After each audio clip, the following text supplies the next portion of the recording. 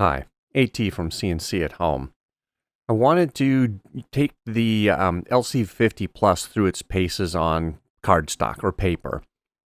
In this example, it's a heavier cardstock I found at the dollar store locally, and they're tags, they're black, and I wanted to see how they cut. I put in some parameters, had it run through, and it worked really well. So I had it hot enough and the right speed. I was able to then pick this up, and almost everything just fell out. I had to tap it a couple times to get everything. There was one last little piece I had to use my finger for here. Otherwise, it came out really great, super easy to do. So I can use this for making tags for presents and that sort of thing. It's a little unique and customized. It's kind of nice.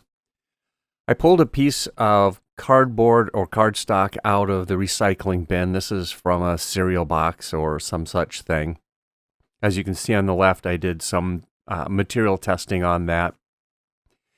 And I wanted to try and do a puzzle. I downloaded some puzzle outlines, and I should have taken a closer look at before I used, but anyway, we'll see that later. I printed out a large version of the CNC at Home logo and then cut through this cardstock using the template that I found. And again, should have paid a little more attention before I cut that. We'll just pull this out here, and you'll see that I've got puzzle pieces, but in between each of the puzzle pieces, there's this extra skeleton. I went back and I fixed that, so the next time I do a puzzle, it won't do that. It turned out well, and I think using a heavier or thicker material would make a nice puzzle, and round puzzles are kind of unique. The next thing is a piece of white cardstock. This is what we used a couple years ago to do our Buck Frenzy t-shirt stencils. It's hard to cut through with a laser because it's white.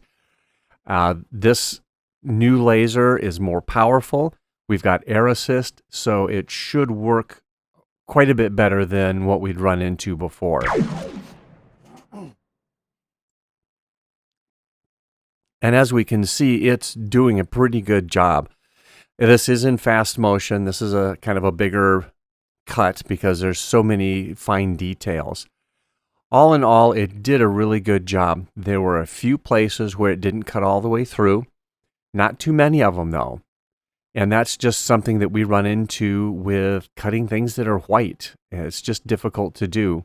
So you have to kind of crank the power up. The air assist really helped keep the paper clean. All in all, it looks pretty good.